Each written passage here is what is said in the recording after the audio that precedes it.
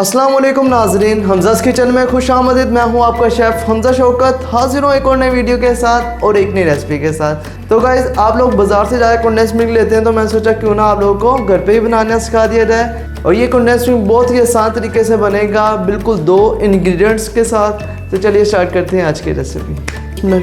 चूल्हा हमने चला लिया हुआ है। एक कढ़ाई में हम 1/2 लीटर दूध शामिल करेंगे। ये देखें, दूध थोड़ा सा गर्म हो चुका हुआ है। अब इसमें हम 1 कप दानेदार चीनी डाल देंगे।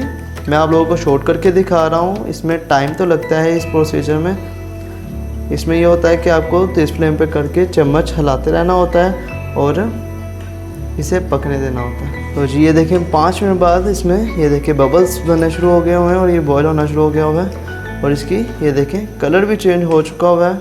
ये पहले एकदम से लिक्विड फॉर्म में आता है और फिर इसे धीरे धीरे इसने थिक होना होता है। जब ये लिक्विड फॉर्म में होता है तो आपने परेशान बिल्कुल नहीं होना। ये पहले पतला होता है, फिर उसके बाद गाढ़ा होना शुरू होता है। तो हम इसी तरह से चम्मच हिलाते रहेंगे ताकि ये नीचे ना लगे। मीडियम टू हाई फ्लेम पर ना हम इसे इसी तरह पकाते रहेंगे और चम्मच को हिलाते रहेंगे ताकि ये नीचे ना लगे। वो बस मज़ीद 10 से 12 मिनट लेगा और फिर अच्छे से थिक हो जाएगा। हम इसे तब तक करते रहेंगे जब तक ये हाफ ना रह जाए और गाढ़ा ना हो जाए। तो जी ये देखें, इसमें बबल्स बनते रहेंगे और इसे हाई फ्लेम पर हम पकाते रहेंगे और चम्मच हिलाते रहेंगे। मैं बार बार आपसे ये कह रहा हूँ कि ये जो स्पैचुला है, चम्मच की मदद से इसे हिलाते रहना है ताकि नीचे ना लगे, क्योंकि फ्लेम हाई होगा और नीचे लगने का जो होता है इम्कान ज़्यादा होते हैं। हम कोशिश करते हैं चम्मच हिला के कि ये लगे ना नीचे, और ये सारा प्रोसीजर हमें हाई फ्लेम पर ही करना होता है।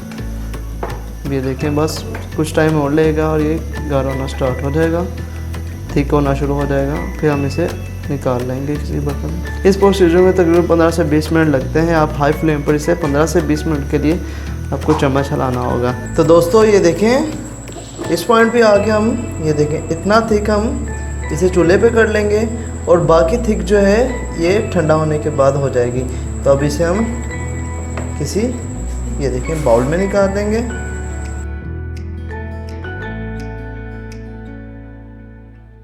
तो गाइस, बहुत ही मज़ेदार बाज़ार जैसा कंडेंस मिल्क रेडी हो चुका हुआ है। अब आप भी बनाएं कंडेंस मिल्क अपने घर पर, वो भी बहुत ही आसान तरीके से और बिल्कुल कम इंग्रेडिएंट्स के साथ। अगर आपको ये हमारी रेसिपी अच्छी लगी तो वीडियो को लाइक करें, चैनल को सब्सक्राइब करना मत भूलिएगा, साथ बने बेल आइकन को दबाएं मेरी वीडियो सबसे पहले देखने के लिए। तो चलिए इसके साथ मुझे इजाज़त दें, मिलते हैं नेक्स्ट वीडियो में, तब तक के लिए खुदा।